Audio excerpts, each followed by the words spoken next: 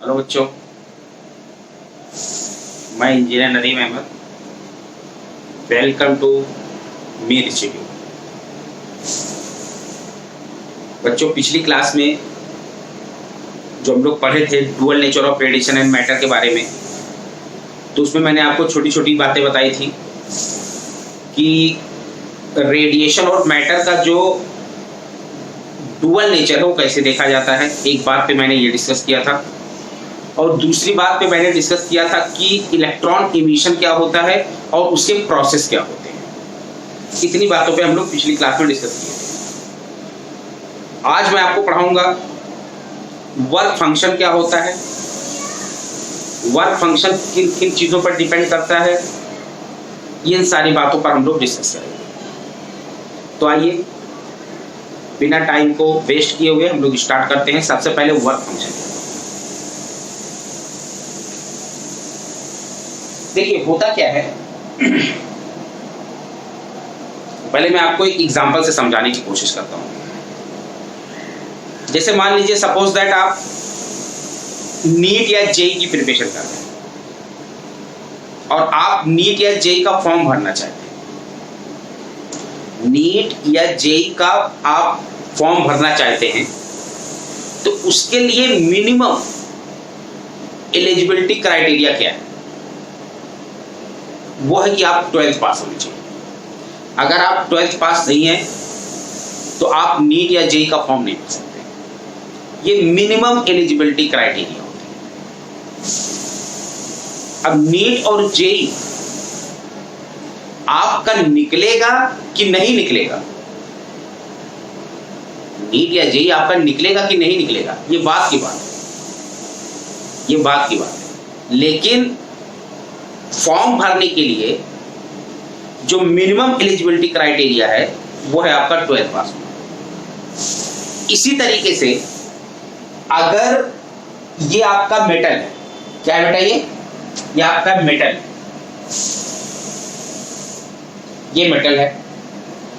अगर आप मेटल से या इसके सरफेस से इलेक्ट्रॉन को बाहर निकालना चाहते हैं, देखिए ये सब बहुत इंपॉर्टेंट है, निकालना चाहते हैं। अगर आप इलेक्ट्रॉन को बाहर निकालना चाहते हैं तो आपको मिनिमम इतनी एनर्जी देनी होगी। मिनिमम देखिए होता क्या चीज है, इलेक्ट्रॉन मेटल के अंदर कहीं ना कहीं एक, मैंने जिसे पिछली क्लास में आपको बताया था कि एटॉमिक फोर्स होता है या इलेक्ट्रॉन से इलेक्ट्रॉन के बीच में जो भी फोर्स लगते हैं, जो भी जिस तरीके से भी ये इलेक्ट्रॉन कहीं ना कहीं बाउंडेड होता है, मतलब इसके ऊपर एक फोर्स लग रहा होता है। तो जितना उसके ऊपर फोर्स लग रहा होता है उतना मिनिमम एनर्जी तो आपको देनी पड़ेगी इलेक्ट्रॉन को बाहर निकालने के लिए, अगर आप निकालना चाहते हैं। अब ये इलेक्ट्रॉन बाहर निकलेगा कि नहीं निकलेगा, ये बात की बात है। अब देखिए कैसे निकलेगा कैसे नहीं निकलेगा, मैं आपको बता रहा हूं।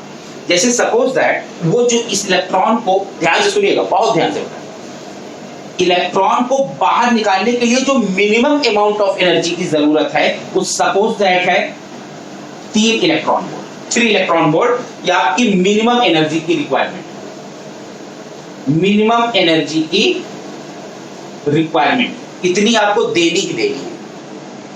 आपने दिया, ध्यान से सुनिएगा, आपने दिया इस पर जो आपने रेडिएशन गिराया, इस रेडिएशन की जो एनर्जी है, जो एनर्जी ऑफ फोटोन है, वो है आपका E is equal to suppose that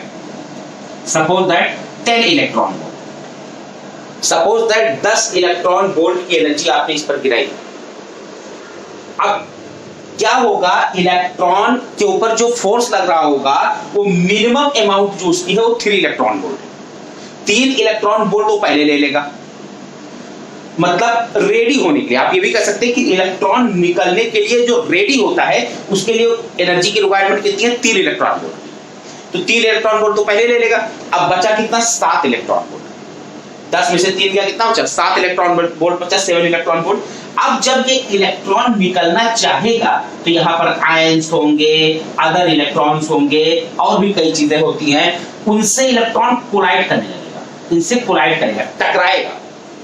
अब जब ये इससे टकराएगा तो टकराने के कारण अगर मैं मान लूं कि टकराने के कारण, देखिए अगर टकराएगा तो एनर्जी अपनी वेस्ट करेगा, और अगर टकरा कर एनर्जी जो वेस्ट कर रहा है, अगर वो 7 इलेक्ट्रॉन वोल्ट एनर्जी उसने अपनी खत्म कर दी, मतलब कोलिजन में अंदर ही अगर कोलिजन में वो 7 इलेक्ट्रॉन वोल्ट एनर्जी अपना वेस्ट कर दिया, तो ये इलेक्ट्रॉन कभी बाहर नहीं निकलेगा, कभी बाहर नहीं निकलेगा।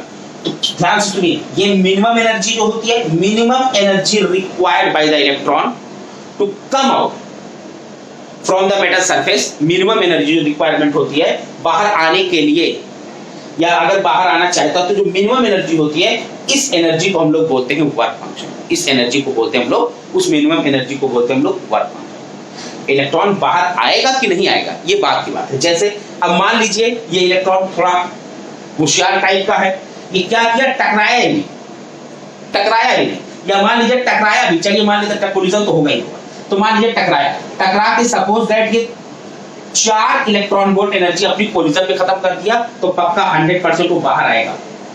जब बाहर आएगा तो कितना होगा, देखिए 3 तो चला गया उसके वर्क फंक्शन में, 4 इलेक्ट्रॉन वोल्ट इसके कोलिजन में चला गया, बचा कितना, 4 3 7, अब 3 इलेक्ट्रॉन वोल्ट बचा। तो जो बाहर आने वाला इलेक्ट्रॉन की जो काइनेटिक एनर्जी होगी, काइनेटिक एनर्जी वो 3 इलेक्ट्रॉन वो होगी 3 इलेक्ट्रॉन। तो मेरे कहने का मतलब क्या है, अभी मैं बहरहाल अभी ये ज्यादा डिटेल में नहीं जाऊंगा, धीरे धीरे हम लोग आगे बढ़ेंगे, काइनेटिक एनर्जी कैसे है, क्या है, कोलिजन में कैसे कितना एनर्जी होता है, वो सब आगे देखेंगे। अभी हम आपको जो समझाना चाह रहे हैं वो सिर्फ वर्क फंक्शन समझाना चाह रहे हैं। तो वर्क फंक्शन क्या होता है, तो minimum energy required by the electron होता है, बाहर आना अगर चाहता है तो कितना कम से कम एनर्जी उसको चाहिए, उसको हम लोग बोलते हैं वर्क फंक्शन। तो देखिए यहाँ पर साफ साफ लिखा है, to pull out electron from the surface of the metal a certain amount of energy required, this minimum energy required by the electron is called work function of the material।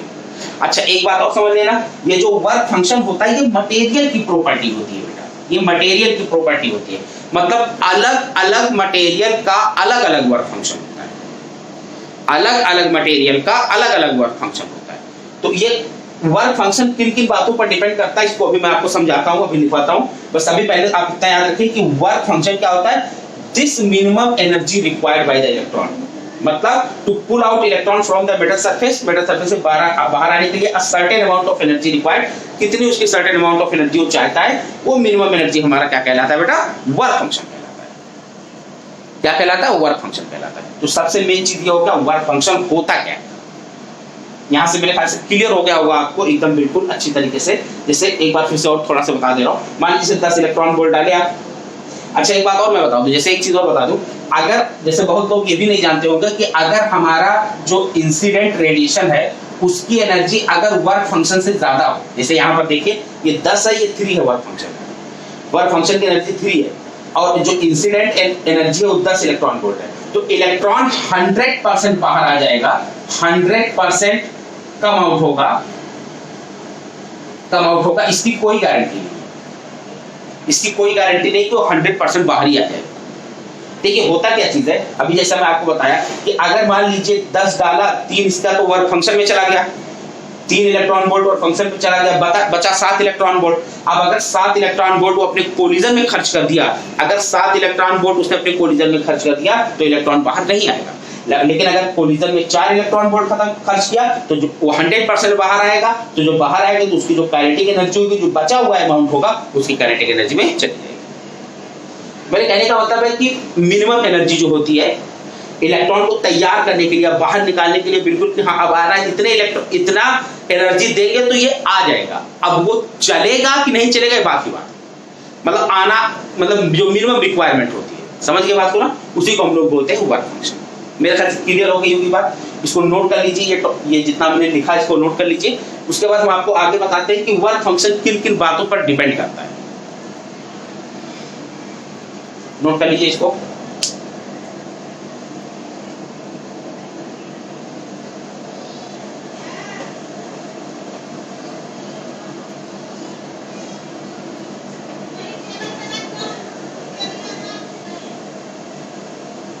इसको note कर लीजिए।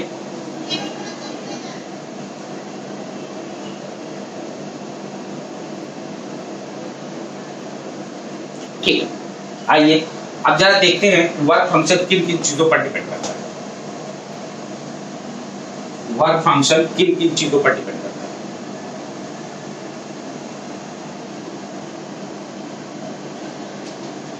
ऐसे heading डाल दीजिए work function, इसको बेटा 5 not से represent किया जाता है, अभी दिखाया था। अच्छा हाँ, इसको जो मेजर किया जाता है हमेशा इलेक्ट्रॉन वोल्ट में मेजर किया जाता है, इलेक्ट्रॉन वोल्ट, ठीक है ना, तो याद रखे रहना। वर्क फंक्शन को किसमें मेजर किया जाता है? इलेक्ट्रॉन वोल्ट, ठीक है। वर्क फंक्शन डिपेंड्स ऑन किन किन चीजों पर डिपेंड करता है? आइए देखते हैं वर्क फंक्शन किन किन बातों पर डिपेंड करता है। तो जैसा कि अभी मैंने आपको बताया कि ये वर्क फंक्शन अलग अलग मटेरियल के अलग अलग होता है, तो ये मेटल की प्रॉपर्टी पर भी डिपेंड करता है सबसे पहली चीज। तो it is depends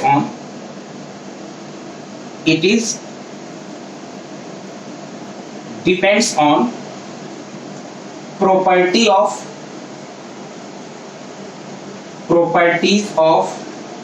matter, property of matter,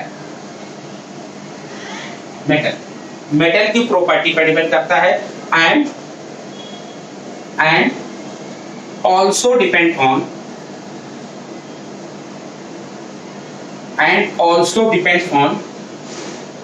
nature of the surface,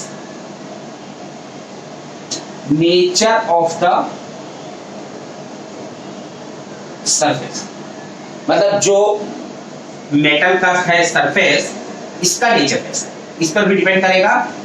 और ये मेटल किस चीज का है, मतलब जैसे कॉपर है कि एल्युमिनियम है कि सोडियम है, पोटेशियम है, क्या चीज है उस पर डिपेंड करेगा। अलग अलग मटेरियल के लिए अलग अलग वर्क फंक्शन होगा, इस पर डिपेंड करता है। दूसरा इसके नेचर ऑफ द सरफेस पर डिपेंड करता है। एक तो बात ये होगी।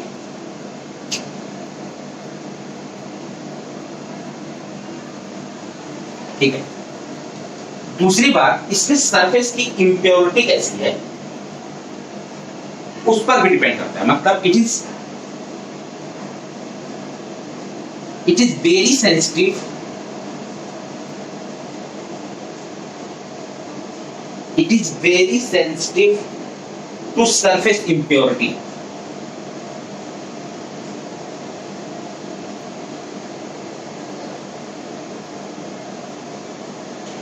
It is very sensitive to surface impurity.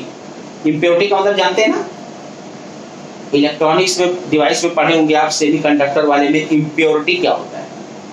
मतलब जो जैसे उसमें आप लोग पढ़े होंगे कि अगर कोई प्योर सेमीकंडक्टर है, मान लीजिए सिलिकॉन या जर्मेनियम, इसमें अगर आप कोई इम्प्योरिटी मिला देंगे, इम्प्योरिटी, तो ये प्योर सेमीकंडक्टर इंट्रिंसिक या एक्सट्रिंसिक सेमीकंडक्टर बन जाता है।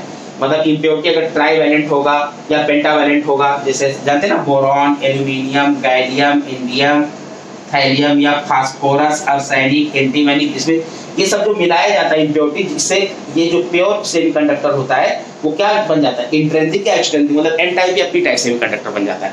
तो मेरे कहने का मतलब है, अगर आप इसके सरफेस की इम्प्योरिटी बढ़ाएंगे, अगर इसमें मतलब जैसे जो मेटल का सरफेस है, अगर इसके सरफेस की इम्प्योरिटी आप बढ़ा देंगे, मतलब इसमें कुछ ऐसा ऐड कर दिए जिससे ये और ज्यादा सेंसिटिव हो जाएगा, मतलब कम थोड़ी सी भी एनर्जी डालने पर इलेक्ट्रॉन बाहर आ सकता है। मतलब जो वेरी सेंसिटिव का मतलब ये हो गया कि वर्क फंक्शन की वैल्यू कम हो जाती है, वर्क फंक्शन और कम हो जाएगा इसका, ठीक है ना। तो अगर आप नहीं कुछ कर रहे हैं, सरफेस की इम्प्योरिटी को नहीं छेड़ रहे हैं, वही जो मतलब इनिशियल उसका सरफेस की वो है इम्प्योरिटी वही है, आप उसमें इम्प्योरिटी कुछ नहीं मिला रहे हैं, तो उस केस में क्या होगा, वर्क फंक्शन ज्यादा हो। लेकिन अगर आप इसकी इम्प्योरिटी बढ़ा रहे हैं तो इसमें क्या होगी, इसकी सेंसिटिविटी बढ़ जाएगी, वो वेरी सेंसिटिव हो जाएगा, और वेरी सेंसिटिव होने का मतलब होता है वर्क फंक्शन कम हो जाएगा, मतलब और कम एनर्जी देने से वही इलेक्ट्रॉन बाहर आ जाएगा। ये ठीक है।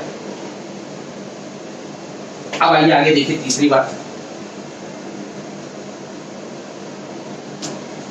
इट इंक्रीज, इट का मतलब work function, it increase with increase and decrease होगा, it decrease with increase in temperature। अगर आप टेम्परेचर बढ़ा रहे हैं तो वर्क फंक्शन कम हो जाता है। एकदम बहुत बहुत सिंपल सी बात है, आप खुद सोचिए, अगर इलेक्ट्रॉन के ऊपर जो फोर्स लग रहा होगा, जब वो इलेक्ट्रॉन मेटल के अंदर होता है, ये फिर इलेक्ट्रॉन जो मेटल के अंदर होते हैं, इस पर जो भी कोई फोर्स लग रहा होगा, एटॉमिक फोर्स या जो भी फोर्स लग रहा होगा, अगर आप टेम्परेचर बढ़ाएंगे तो फोर्स कहीं ना कहीं कम होता जाएगा, और अगर वो फोर्स कहीं ना कहीं कम होता जा रहा है तो आप थोड़ी सी भी अगर एनर्जी देंगे तो इलेक्ट्रॉन बाहर आने की प्रोबेबिलिटी या उसके चांसेस ज्यादा हो जाएंगे। तो कहने का मतलब है कि वर्क फंक्शन कम हो जाता है। तो याद रख लेना, वर्क फंक्शन कम होता है अगर हम टेम्परेचर, मेटल का टेम्परेचर बढ़ाते हैं। इसी तरीके से अगर आप सरफेस की इंप्योरिटी को छेड़ रहे हैं, सरफेस की इंप्योरिटी बढ़ा रहे हैं, तो उस केस में भी उसका वर्क फंक्शन कम हो जाएगा, क्योंकि मेटल बहुत सेंसिटिव हो जाएगा। सेंसिटिव, वेरी सेंसिटिव होने का मतलब क्या होता है, उसका वर्क फंक्शन डिक्रीज कर जाएगा। ये मेरे कहने का मतलब। मेरे ख्याल से समझ में आ रही होगी बातें, ठीक है। उसके बाद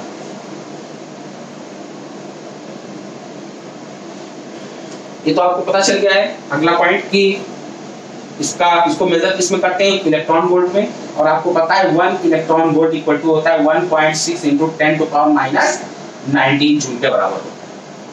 1 इलेक्ट्रॉन वोल्ट इक्वल टू क्या होता है, 1.6 × 10⁻⁻19 जूल। आप जानते हैं ना इलेक्ट्रॉन वोल्ट किसकी होती है, यूनिट, एनर्जी की यूनिट होती है।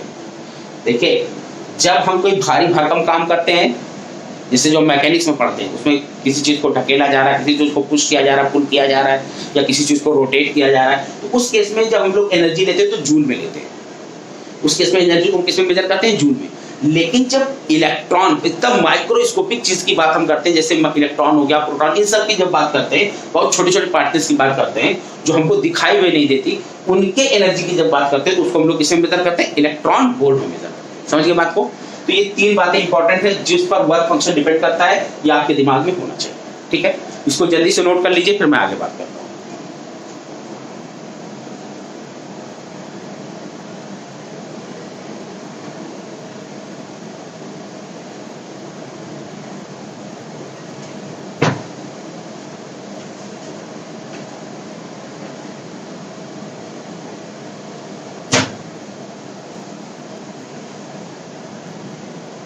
ठीक है, आइए कुछ बातें आपको और बताता हूं मैं।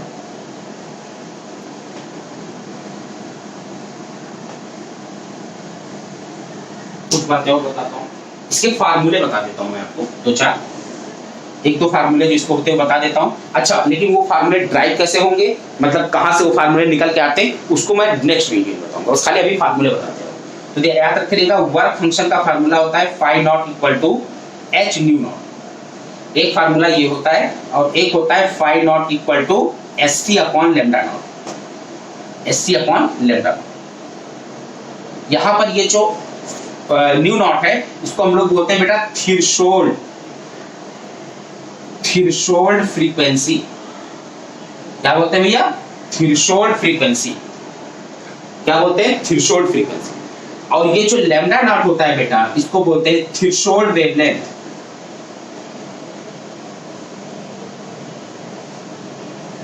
तो क्या बोलते हैं बच्चा, थ्रेशोल्ड वेवलेंथ बोलते हैं, लैम्डा नॉट, ठीक है। ये 2 फार्मूला, अब ये कहां से आए ये आपको अगली वीडियो में पता चलेगा कि मतलब ये कहां से फार्मूला निकल के आए हैं, कैसे दिखा जाता है। बस चलिए, ठीक है, ये हो गई वर्क फंक्शन की बात। देखिए, एक इंपॉर्टेंट बात और याद रखिएगा, जैसा कि अभी मैंने आपको बताया है कि जो वर्क फंक्शन होता है फाई नॉट, ये मटेरियल की प्रॉपर्टी होती है, ये मटेरियल पर डिपेंड करता है बेटा। किस पर डिपेंड करता है, मटेरियल पे डिपेंड करता है। तो ये वैल्यू कांस्टेंट रहती है, ये हमेशा कांस्टेंट वैल्यू रहती है, कांस्टेंट वैल्यू होती है एट अ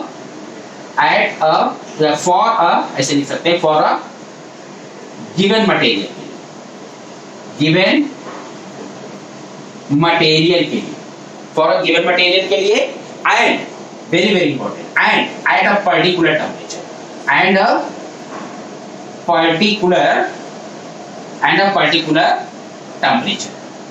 एक पर्टिकुलर टेम्परेचर पर और एक गिवन मटेरियल पर। जैसे सपोज दैट ये आपका मटेरियल है, ये आपका मटेरियल है, सपोज दैट कॉपर है, एक एग्जांपल कॉपर है। अगर ये कॉपर है तो इसका फाई नॉट, ये फाई नॉट इसका कांस्टेंट रहेगा, एक कोई वैल्यू होगी इसकी।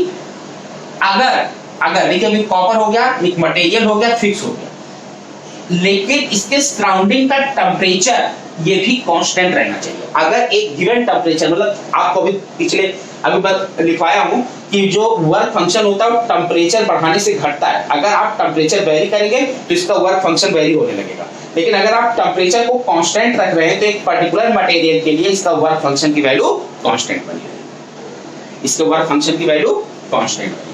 बात समझ में आ रही है? अगर आप टेम्परेचर एक इसके सराउंडिंग में एक टेम्परेचर मेंटेन रख रहे हैं और ये मटेरियल फिक्स है कि एक कॉपर है तो इसका वर्क फंक्शन भी एक वैल्यू होगा और एक कांस्टेंट वैल्यू। मेरे ख्याल से बातें समझ में आ गई होंगी, जल्दी से नोट कर लीजिए इसको भी।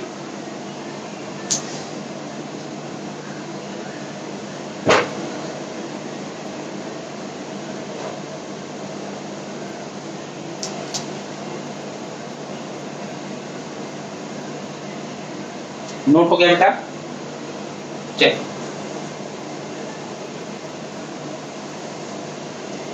अगली बात देखिए जरा, नेक्स्ट देखिए।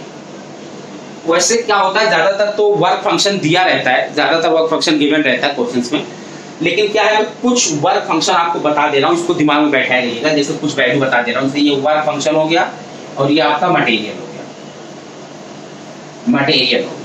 चलिए दो चार मैं बता दे रहा हूँ, पूरा नहीं बताऊंगा, दो चार बता दूंगा। जैसे मान लीजिए सपोज दैट पहला है आपका सीजियम,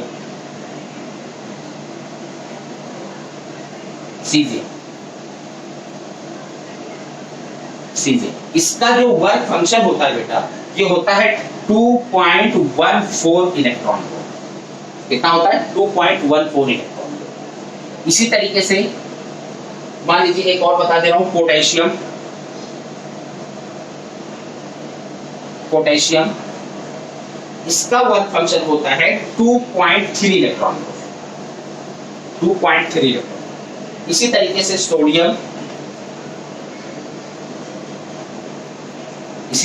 सोडियम, इसका वर्क फंक्शन होता है बेटा 2.75 इलेक्ट्रॉन। इसी तरीके से एक आदि और देख लीजिए, कैल्शियम हो गया,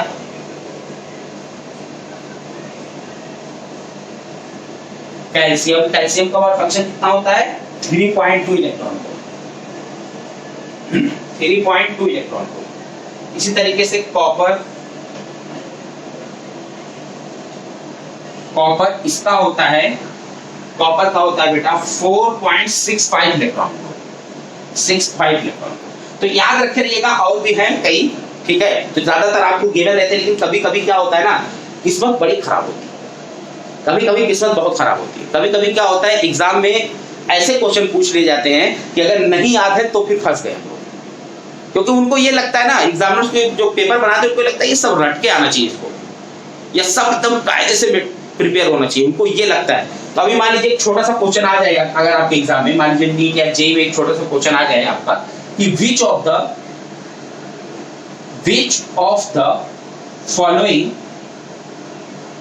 following have large work function। अगर आपसे क्वेश्चन पूछ ले कि which of the following have large work function, अब चार ऑप्शन दे दिया, चार ऑप्शन दे दिया। Option A caesium, option B potassium, option C sodium and option D copper.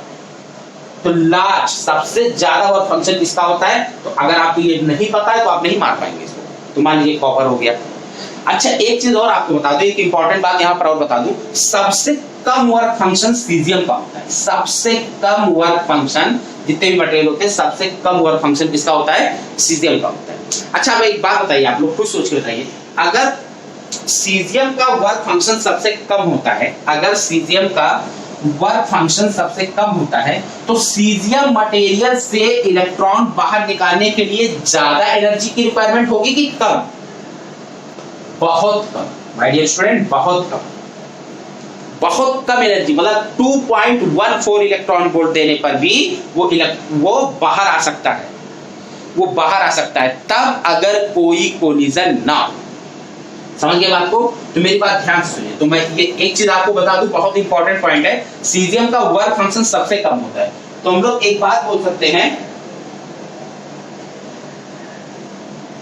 अगर आपसे पूछे चार वो दे दे मतलब ऑप्शन और पूछे बताइए which of the following have most photo sensitive material, सबसे ज्यादा फोटो सेंसिटिव मटेरियल कौन है? देखिए जो जिसका वर्क फंक्शन जितना कम होता है वो उतना ही ज्यादा वो फोटो सेंसिटिव होता है। याद रखना बहुत इंपॉर्टेंट बात है। जिसका यहां लिख दे रहा हूं, जिसका वर्क फंक्शन कम होता है वो मटेरियल उतना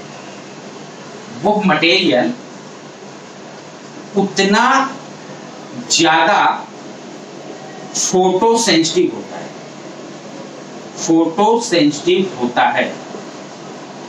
होता है। याद रखे रहिएगा, जिसका फाई नॉट मतलब वर्क फंक्शन कम होता है वो मटेरियल उतना ही ज्यादा फोटो सेंसिटिव होता है। अगर हल्का सा भी रेडिएशन डाले तो इलेक्ट्रॉन बाहर आने की प्रोबेबिलिटी ज्यादा होती है, अगर जिसका वर्क फंक्शन सबसे कम होता है। तो अगर आपसे कोई पूछे कि किस मटेरियल का वर्क फंक्शन सबसे कम है या किस मटेरियल कौन सा मटेरियल ज्यादा फोटो सेंसिटिव, तो मेरे ख्याल से सीजियम आंसर देना बहुत बेटर होगा। तो आप बोल सकते हैं caesium is regarded as best photo sensitive material, यानी देता हूं caesium is best photo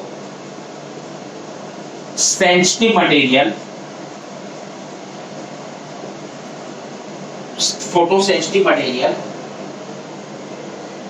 as it has low because ऐसे लिखिए because it has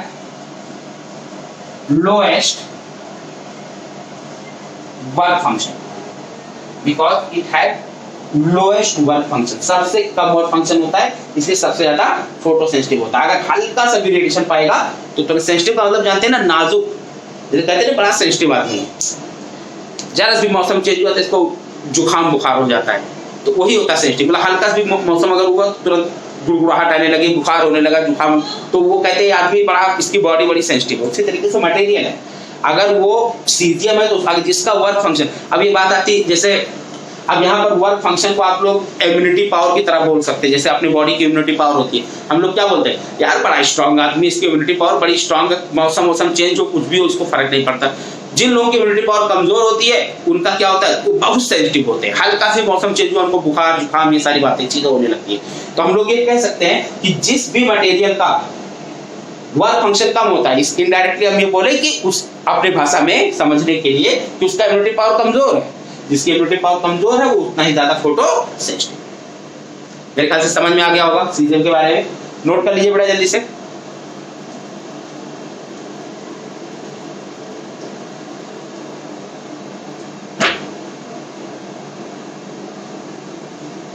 नोट कर लिए, चलिए थैंक यू। आइए एक बात और बताता हूं आपको मैं, एक बात और याद रखे रहिएगा, एक बात और याद रखिए। जैसे अभी मैं आपको बताया हूं, लेकिन एक बार फिर बता दे रहा हूं, याद रख रहिएगा। If very very important point, if E क्या है जानते हैं ना, Sc/λ या Hν, इसको हम लोग क्या बोलते हैं, एनर्जी ऑफ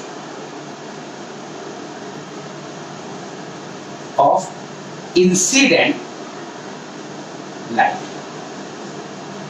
याद रखना, if energy of incident light E is greater than work function, अगर ये वर्क फंक्शन से ज्यादा है, then electron may be come out from the surface of the metal, may not be come out. और कैसे होता है मैं अभी आपको समझाया। अगर कोलिजन में सारी एनर्जी खत्म कर दिया तो कभी नहीं बाहर आएगा, लेकिन अगर कोलिजन में पूरी एनर्जी खत्म नहीं किया तो बाहर आता है। समझ गए बात को? तो याद रखना, if E is equal to Sc/λ equal to Hν, energy of incident light E greater than phi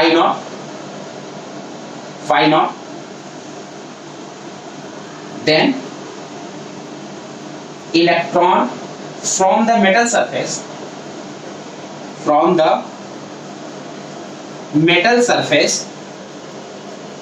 may be come out, may be emit,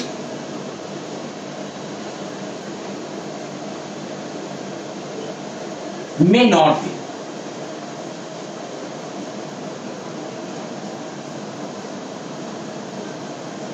मतलब बाहर आ भी सकता है और नहीं भी आ सकता। ठीक है, एक इंपॉर्टेंट बात ये होगी।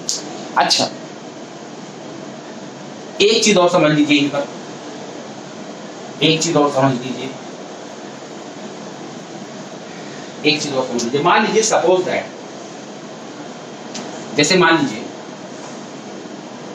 मैं आपको बताऊं कि जैसे ये आपका हो गया ई, ई का मतलब जानते हैं एस सी अपॉन लेमडा, ई हो गया मतलब एस सी अपॉन लेमडा, जिसको हम लोग बोलते हैं इंसिडेंट एनर्जी, इंसिडेंट जो लाइट आ रही है उसकी एनर्जी। ठीक है, उसके बाद ये हो गया आपका वर्क फंक्शन। ये तो मटेरियल की प्रॉपर्टी है, डिपेंड करता है एक पर्टिकुलर मटेरियल और पर्टिकुलर टेम्परेचर के लिए फिक्स होता है, आपको पता है।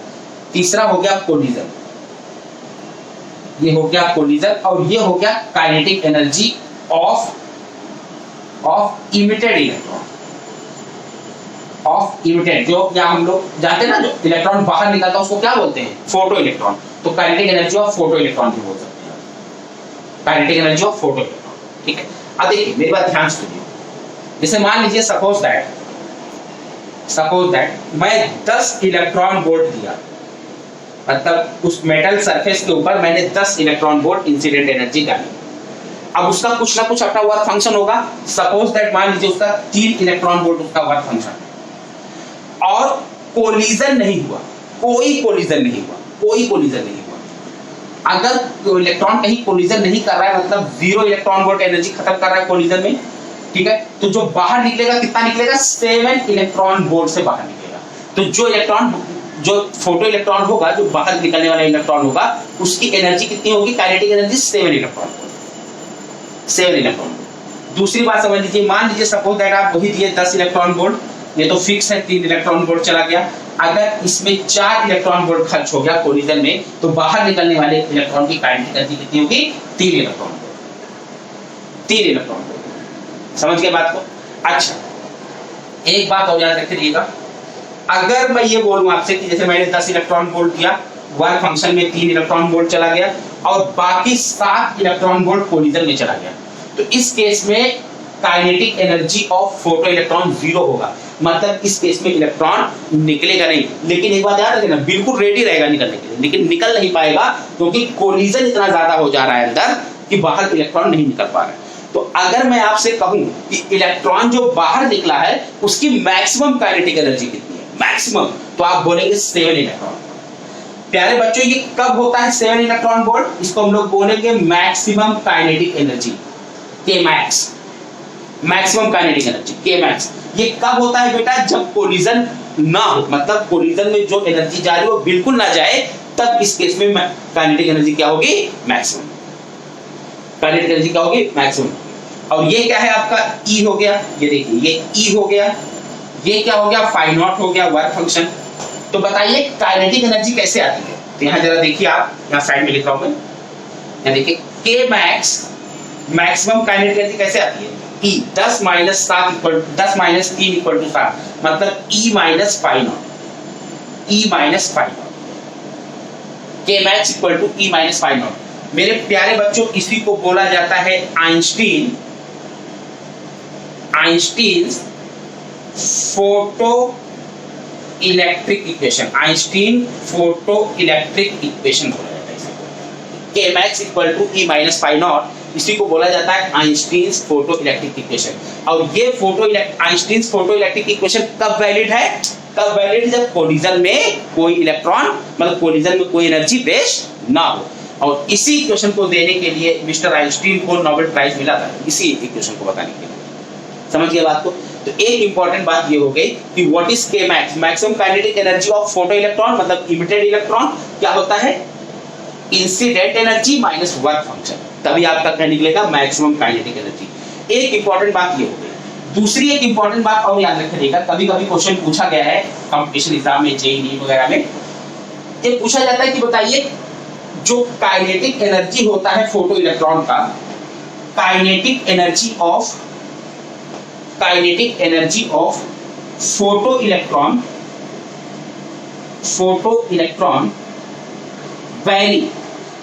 varies from कहां से कहां तक वेरी करता है, ये काइनेटिक एनर्जी कहां से कहां तक वेरी कर सकता है प्रोटॉन इलेक्ट्रॉन का।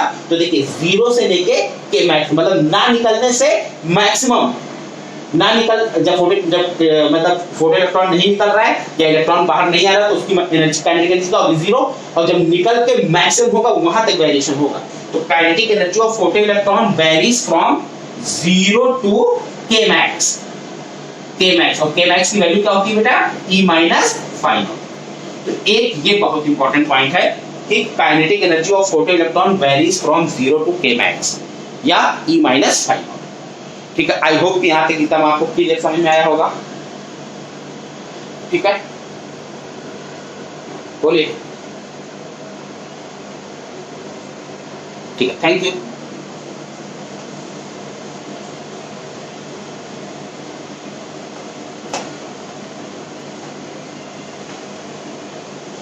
ठीक, तो ये था कि आपका पूरा इंफॉर्मेशन अबाउट वर्क फंक्शन। तो आई होप कि आपको वर्क फंक्शन पूरा क्लियर हुआ होगा। ठीक है, अगर आप चैनल पे नए हैं तो वीडियो को प्लीज सब्सक्राइब करिए, लाइक करिए और अपने फ्रेंड्स में शेयर करिए। ओके, और पढ़ाई करते रहिए। अब नीट में भी बहुत कम दिन बचा हुआ है, या आपको अगर अगले साल के लिए प्रिपरेशन करना है तो पढ़ाई करते रहिए। कोई डाउट हो तो कमेंट बॉक्स में लिखिए। Okay, best of luck, thank you.